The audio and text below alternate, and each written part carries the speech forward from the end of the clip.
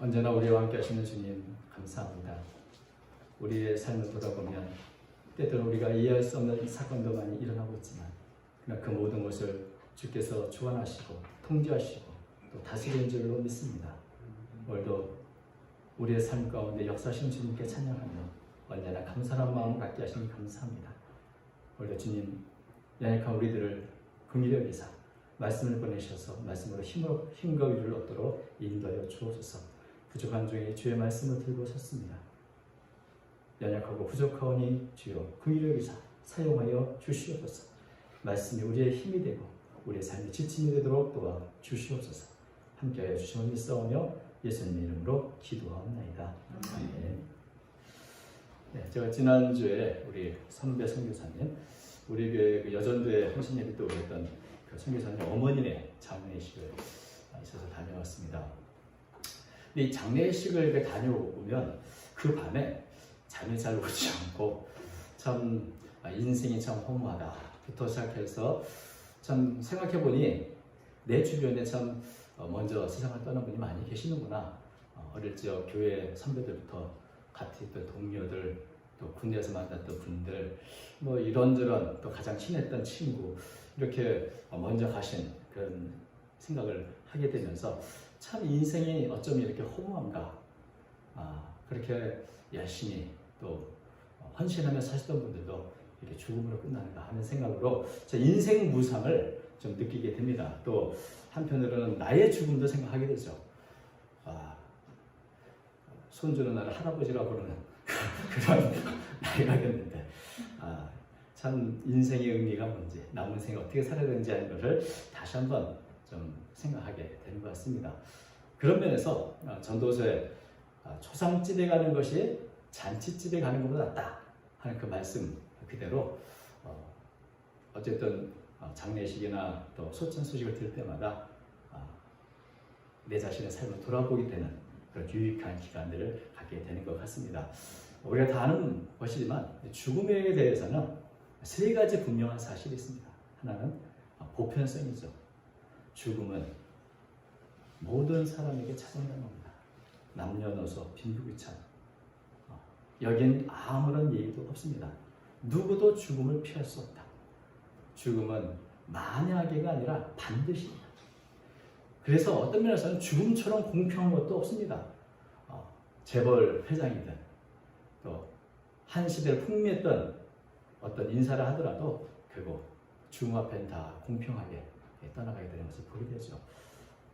히브리서 9장 20절 한 번 죽는 것은 사람에게 정해진 것이다. 모든 사람이 결국 정해진 이 하나님의 뜻에 따라 죽음을 맞이하게 되는 것입니다. 두 번째, 냉혹성이죠. 죽음은 인정사정 가리지 않습니다. 젊다고 해서 봐주는 것도 없고 할 일이 많은 사람으로 해서 피해가는 것도 없죠. 죽음이 나를 기다려주지 않습니다. 아주 냉혹하고 무자비하게 갑자기 들이닥치는 법입니다. 사자처럼, 파도처럼, 또 성경 말씀인 홍수처럼 생명을 쓸어갑니다. 시편 90편 5절 주께서 그들을 홍수처럼 쓸어가시나이다. 참 냉혹한 죽음. 또 세 번째는 차별성. 다 똑같은 죽음을 맞이하지만 그렇다고 해서 모든 죽음의 가치가 같은 것은 아닙니다. 위대한 죽음도 있고 거룩한 죽음도 있고 복된 죽음도 있습니다. 그리고 또한 그렇지 못한 그런 죽음도 있습니다. 이 죽음에 대한 평가는 물론 가깝게는 우리 사람들 또 역사가 평가하지만 궁극적으로 엄중하고 최종적인 평가는 어떤 삶과 어떤 죽음을 주었는가, 그것은 하나님이 결국 평가를 내리게 되실 겁니다. 요한계시록 20장 12절 죽은 자들이 자기 행위를 따라 책들에 기록한 대로 심판을 받으니. 그래서 죽음은 참 피하고 싶지만 누구도 피할 수 없는 현실입니다. 저도 어릴 적부터 이 죽음에 대한 고민을 많이 해왔는데 죽음 앞에서 인생의 무상도 느끼게 되고 불안과 두려움도 공포도 느끼게 됩니다. 2020년도 이 보건복지부에서 노인 실태 조사를 한 내용이 있는데 그런데 노인들이 여러 가지 현재 상황에 대해서 조사했는데 그 중에 하나 재밌는 것 중 하나는 어떠한 죽음을 맞기 원하는가, 어떤 죽음이 좋은 죽음이라고 생각하는가 하는 그런 항목에서 90.9%가 가족이나 지인에게 부담을 주지 않는 죽음이 가장 좋은 죽음이라고 이렇게 대표했다고 나왔습니다. 참 누구에게도 어떤 부담도 주지 않고 또 평안하게 이렇게 이 세상 떠나기 원하지만, 그러나 우리의 삶을 보면 꼭 그렇게 종말을 맞이하는 것은 아닙니다. 어쩌고 면에서는 참 치매로 오랫동안 고생을 하다 떠나시는 분들도 있고, 또 그런저런 어떤 모습을 볼 때마다 참 안타까운 일이 하나둘이 아니죠. 그리고 이 인생은 죽음만이 문제는 아닙니다. 죽음 외에 사는 것도 문제입니다. 죽음만이 어떤 문제가 되는 게 아니라 사는 것도 노인은 노인대로, 젊은이는 젊은이대로 어려운 점이 참 많이 있습니다. 코로나로 인해서 우리가 어려운 삶을 살고 있지만 자세하게 보면 코로나 이전에도 힘들었습니다. 그리고 코로나 다 끝나고 나서도 여전히 우리의 삶은 퍽퍽하고 힘들 겁니다. 그래서 이 전도서의 말씀은 이럴 때 잘 읽으면 위로가 되고 힘이 됩니다. 왜냐하면 이 전도서는 죽자니 두렵고 살자니 고통스러운 이 인생의 문제를 우리는 어떻게 살아야 되나 아주 하나하나 관찰하고 연구하고 그것을 해석하고 그리고 어떻게 적용할까 하는 것을 우리에게 알려주고 있기 때문입니다. 이 전도서에 보면 이 전도서 기록의 목적 중에 하나가 있죠. 1장 12절 나 전도자는 예루살렘에서 이스라엘 왕이 되어 마음을 다하며 지혜를 써서 하늘 아래에서 행하는 모든 일을 연구하며 살핀 자, 아래 이 땅에 모든 것을 연구하고 살피고 난 다음에 자가 깨달은 바, 그리고 이것을 어떻게 적용해야 할까, 이것을 기록을 한 것입니다. 그래서 전도서를 읽어보면 내가 보았다, 또 내가 알았다, 깨달아 알았다, 뭐 이런 구절이 굉장히 많이 나오죠. 우리가 성경을 읽을 때 세 가지 방법을 씁니다. 첫 번째는 관찰, 무슨 일이 있었나. 두 번째는 해석, 그 당시 이것은 무슨 뜻인가, 무슨 의미인가. 세 번째는 뭡니까? 그렇다면 오늘 나는 이것을 어떻게 적용해야 되는가. 관찰, 해석, 적용. 근데 이 전도서가 바로 이렇게 관찰, 해석, 적용의 방법대로 기록했다는 것을 이거 보게 되는 것이죠. 오늘 본문 말씀 10절도 전도자가 보았다고 말합니다. 하나님께서 인생들에게 노고를 주사 애쓰게 하신 것을 내가 보았노라. 보았다는 말이 그냥 지나가다가 보여졌다는 것이 아니라 자세하게 관찰하고 조사해 보았다는 그런 의미입니다. 그리고 그 깨달은 바, 조사하고 관찰해서 깨달은 바가 뭔가, 해석한 바가 뭔가, 12절과 14절 보면 내가 알았고 또한 알았도다. 14절 내가 알았도다. 그러니까 알았다는 말이 나오죠. 그러니까 이 관찰과 해석, 그리고 그것을 이제 알았다. 어떻게 사는 게 옳은지 알겠다. 이렇게 살아야 되는 것이 알았다. 이렇게 관찰과 해석 그리고 적용을 하는 모습을 보게 되는 것입니다. 그래서 오늘 본문에서 전도자는 인생에서 무엇을 보는가? 하나님께서 인생들에게 노고를 주사 애쓰게 하신 걸 내가 봤다. 인생은 참 수고와 노고로 가득한 걸 내가 봤다는 겁니다.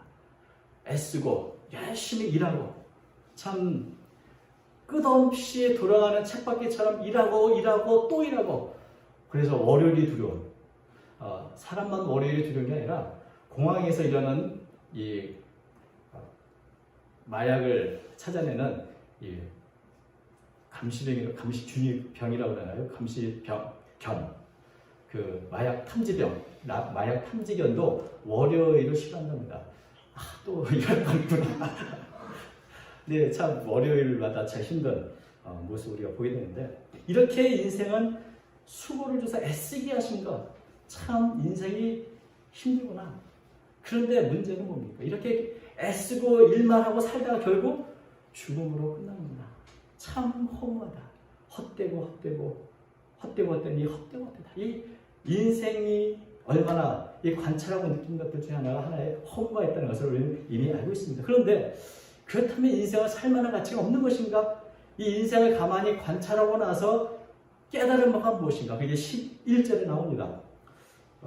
제가 이 좀 무거운 주제라서 좀 이렇게 농담을 좀 하고 싶은 마음이 자꾸 듭니다. 저는 이 11절이 우리 이영원 사모님이 가장 좋아하는 구절이 아닐까 하는 생각을 하게 됩니다. 하나님이 모든 것을 지으시되 때를 따라 아름답게 하셨고 또 사람들에게는 영혼을 삼으는 마음을 주셨습니다. 그러나 하나님이 하시는 일의 시종을 사람으로 측량할 수 없게 하셨다. 이종훈 목사님께서 사모님께 청혼할 때 혹시 내 안에 영혼이 있다고 이렇게 청혼했으면 좀 아름답지 않았을까 생각도 하게 됩니다.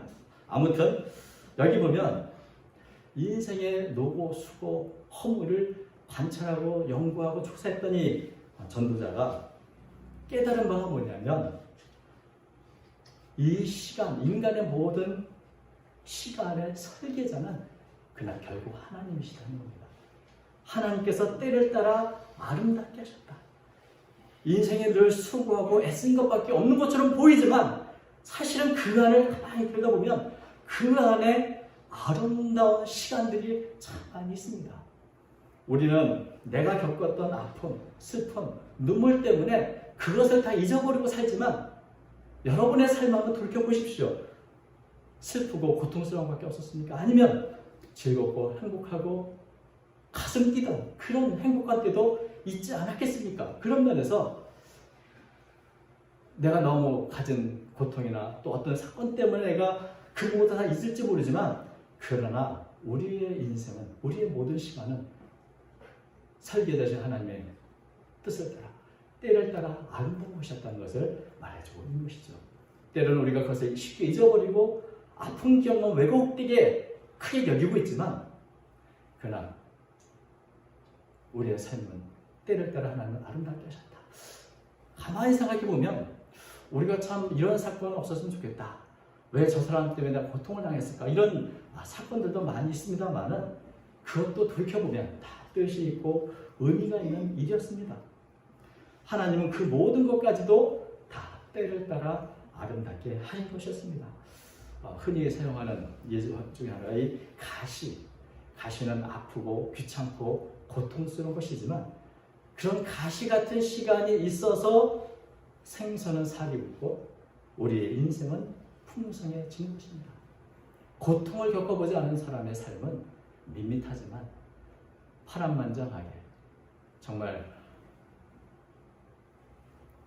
여러 가지 전투 속에서 또 여러 가지 그 고난 속에서 그 견디고 나온 사람들의 삶은 풍성해지고 넉넉해지고 그 인격도 다듬어지게 되는 법입니다. 그런 면에서 돌이켜보니 하나도 버릴 시간이 없고 사실은 다 아름다운 시간이었구나. 때를 따라 아름답게 하신다고 하는 이 말씀을 우리가 깨닫게 되는 것입니다. 그러면 하나님께서 이 때를 따라 다 사실 아름답게 하신 거다라고 하는 이런 것을 우리 삶에 어떻게 적용하면 좋을까요? 이 12절 말씀이 이 말씀에 대한 적용이라고 할 수 있습니다. 12절과 13절 사람들이 사는 동안에 기뻐하며 선을 행하는 것보다 더 나은 것이 없는 줄을 내가 알았고 사람마다 먹고 마시는 것과 수감으로 나를 누린 것 그것이 하나님의 선물인 줄도 또한 알았다. 때를 따라 아름답게 하시는 그 하나님 앞에서 그럼 나는 어떻게 살나? 내가 사는 날 동안에 그 현재의 시간을 정말 일할 때 또 먹고 마실 때 나를 누리며 기뻐하며 선을 행하며 사는 것 어쩌면 우리 일상생활에서 그것을 즐기고 누리고 그것이 고통일지라도 그것도 아름다운 때라고 믿고 살아가는 이 현재의 시간에 충실하는 것이야말로 때를 따라 아름답게 하시는 하나님께 주신 그 은혜를 우리가 적용하는 것이 아닌가 하는 생각을 하게 됩니다. 이 라틴어에 이런 구절이 있습니다. 카르페 디엠 하나 외워둘 만한 라틴어 구절이죠. 카르페 디엠 이것은 로마의 시인 호라티우스의 시에서 유래한 말인데 번역하면 현재를 잡으라는 말입니다. 많이 사용되는 단어입니다. 이 구절이죠. 기원전 65년에 태어난 이 시인의 시 중에 현재를 잡아라. 되도록 내일이라는 말은 조금 믿고 현재 내가 잡을 수 있는 것을 잡아라. 이렇게 나오는 19절이 있습니다. 그래서 내가 현재를 잡아라. 돌이켜보면 다 아름다운 때인데 바로 지금 이 순간도 아름다운 가장 좋은 내가 사용할 수 있는 때인 것입니다. 그런 면에서 현재를 잡아라. 우리가 살아가면서 죽음이 언제 올지 우리는 알지 못합니다만 현재 내가 누리고 있는 생명의 시간들 이 시간이야말로 내가 누릴 수 있는 하나님의 선물인 것입니다. 이 선물을 누리며 사는 것이죠. 고통이면 고통으로, 슬픔이면 슬픔으로, 때때로 기쁨이면 기쁨으로. 오늘 들풀처럼 사는 유시아 시인 중에 하나가 좋은 말이 있죠. 과거를 기억하지 말고 미래를 갈망하지 말고 오직 현재에 머물라. 언제나 빈 마음으로 남아라. 슬픔은 슬픔대로 오게 하고 기쁨은 기쁨대로 가게 하라. 뭐 이런 구절이 있는데, 이 죽음이 이게 사실 우리가 누리는 시간이 넉넉하지 않습니다. 그러므로 하루하루 순간순간 참 기쁘게 기뻐하고 선을 행하고 일하고 수고하고 먹고 마시는 일상의 이 모든 시간들을 가치 있게 여기고 아름답게 여기고 최선을 다해 살아가라는 것이, 그것이 우리가 누릴 수 있는, 우리가 할 수 있는 최선의 삶이라고 말해주고 있는 것입니다. 우리가 하루하루 이렇게 최선을 다해 산다면 나중에 돌이켜보면 나의 인생은 정말 하나님께서 때를 따라 아름답게 하신 그런 인생이었구나 하는 그런 고백을 할 수 있게 될 줄로 믿습니다. 두 번째는 10절 보니까 솔로몬이 참 하나님은 사람들에게 노고를 주셨다고 하는데, 그러나 이 노고만 주신 것도 아니고 생명의 시간에 선물 주셨고 또한 영혼을 사모하는 마음 주셨습니다. 영혼을 사모하라. 예. 근데 이 영혼이라는 단어가 번역하기가 참 까다로운 단어이어서 참 번역본 성경마다 다 다르게 번역도 했습니다.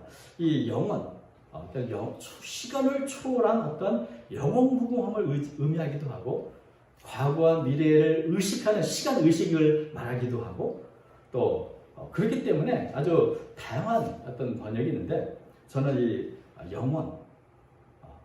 영원무궁한 그 말로 생각을 하고 있습니다.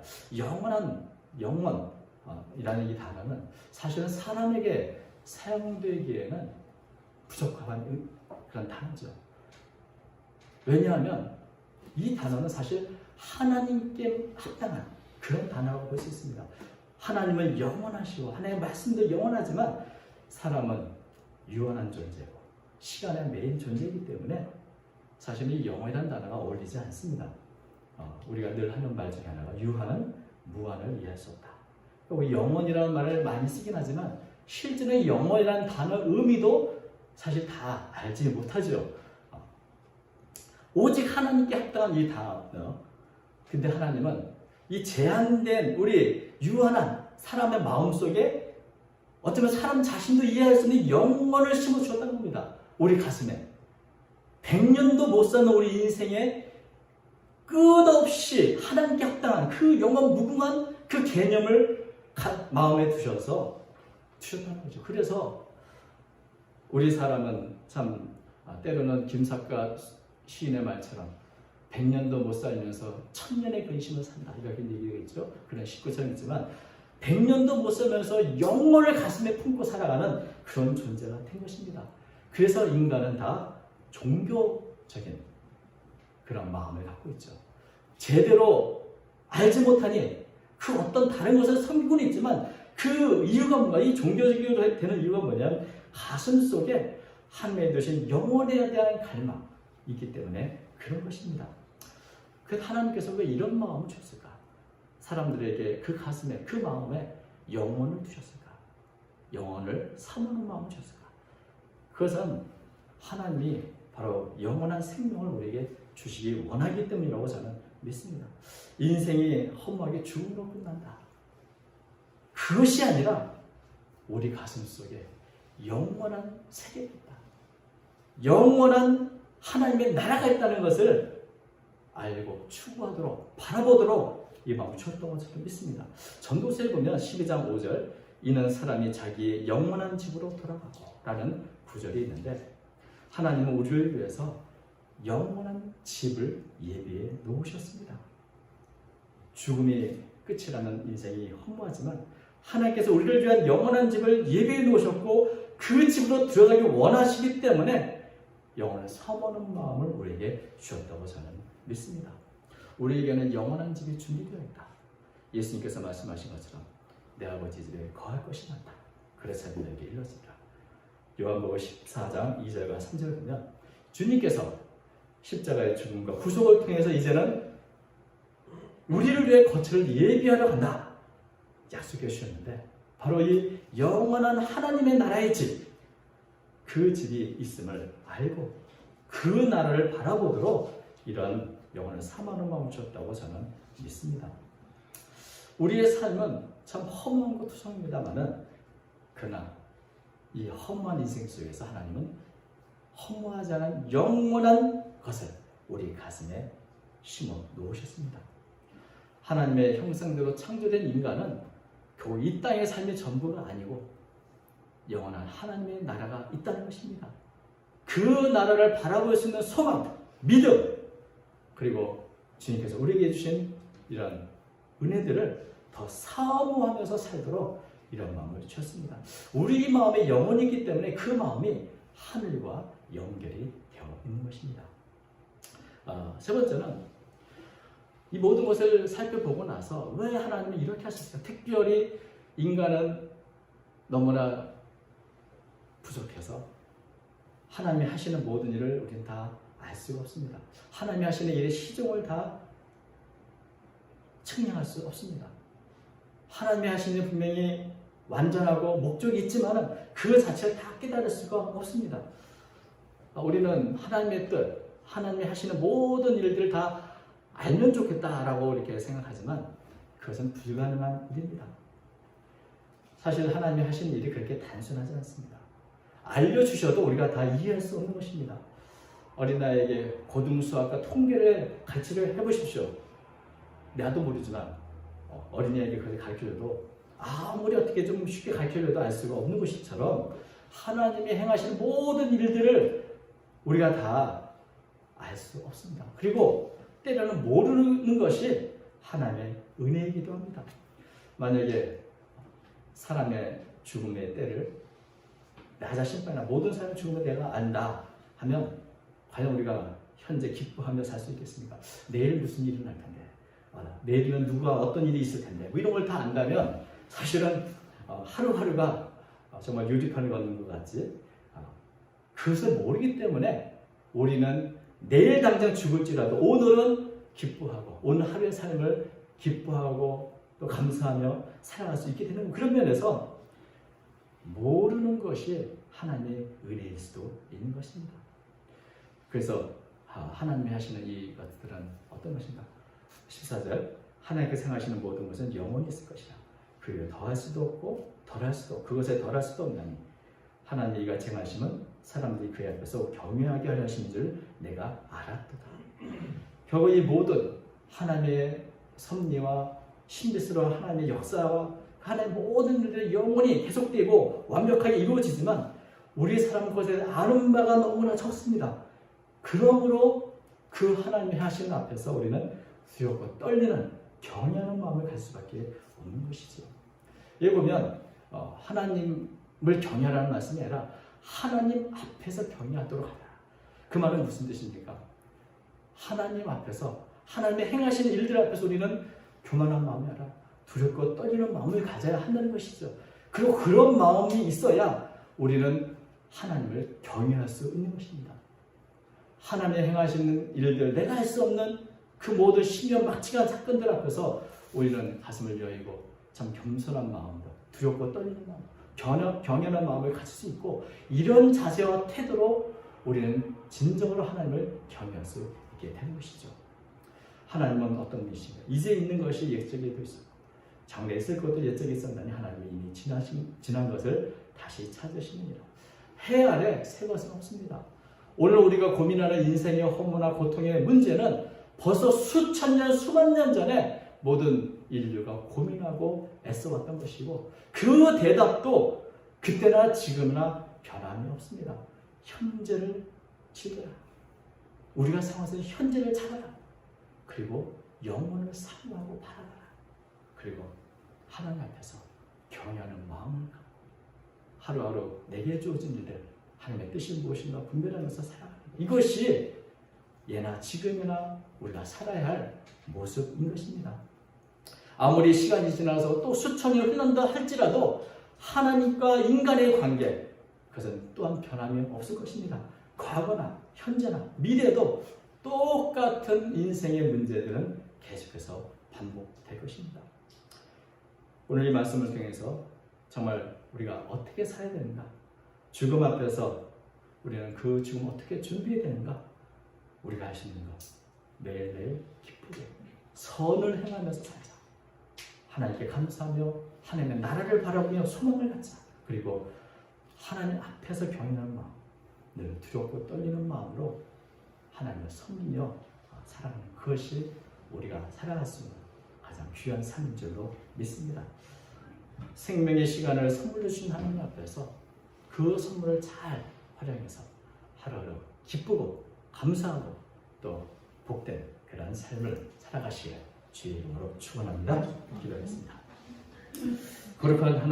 거룩하신 하나님 아버지, 오늘 전도서 말씀을 통하여서 우리 인생의 삶의 모습을 다시 한번 살펴보게 하시니 감사합니다. 인생의 허무와 고통이 많이 있지만 그러나 그 가운데 하나님의 은혜가 있고 하나님의 뜻이 있고 하나님의 섭리가 있는 줄로 믿습니다. 우리가 주여 주신 지혜로 이 말씀을 잘 깨닫고 마음에 새겨 정말 험한 인생 속에서도 영원한 하늘의 소망을 품고 기쁘게 살아갈 수 있도록 도와주시옵시고, 또 여러 가지 슬픔과 어려움을 믿음으로 소망으로 잘 극복해 나가는 저희가 되도록 도와주시옵소서. 오늘도 함께해 주시고 은혜 베풀어 주시니 있사오며 예수님 이름으로 기도하옵나이다. 아멘.